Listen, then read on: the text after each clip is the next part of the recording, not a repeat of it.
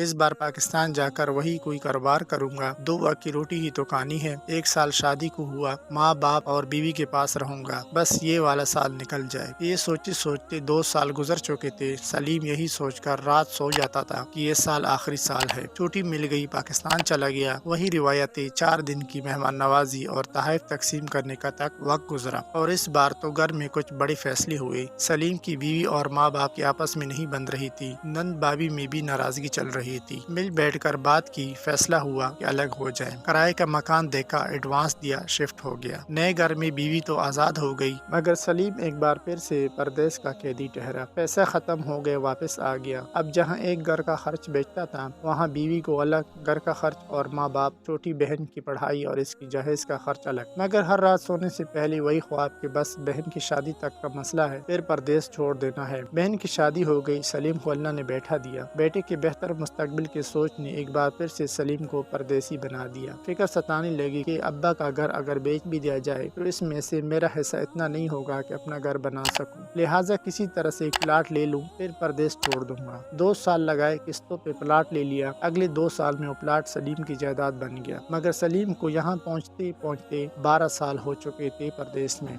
अल्लाह ने एक बेटी भी दे दी। जब बेटी को गोद में लिया तो खामोश जबान से, नम आंखों से दिल में वादा किया, ए मेरी प्यारी गुड़िया, तेरी खुशियों के लिए तेरे बाप का हर ख्वाब कुर्बान, मैं तेरे लिए हर सो कमाऊंगा। इस बार सलीम ने परदेश को हंस कर कबूल किया। अगले 5 साल मेहनत की, इस प्लाट पर छोटा सा घर बनाया। बेटा बेटी स्कूल जाते हैं। बेटा अब इतना बड़ा हो गया है कि मोटरसाइकिल मांगी और सलीम ने मोटरसाइकिल खरीद दे दी। वो सलीम जिसकी सोच थी कि बस बहन का जहेज बना लूं, फिर परदेश छोड़ देना है, आज अपनी बेटी की जहेज के लिए जापानी इस्त्री खरीद रहा है। ये कोई और ही सलीम है। इसके बाल सफेद हो चुके हैं, सिरहाने के नीचे दवाइयाँ हैं। अब सलीम ने परदेश छोड़ने का ख्वाब देखना छोड़ दिया है, बल्कि जब कभी ख्वाब में आए तो डर जाता है और करवट लेकर फिर सो जाता है, ये सोच कर कि जब तक जिंदगी है मैंने अपने बच्चों के बेहतर मुस्तकबिल के लिए परदेश ही में रहना है।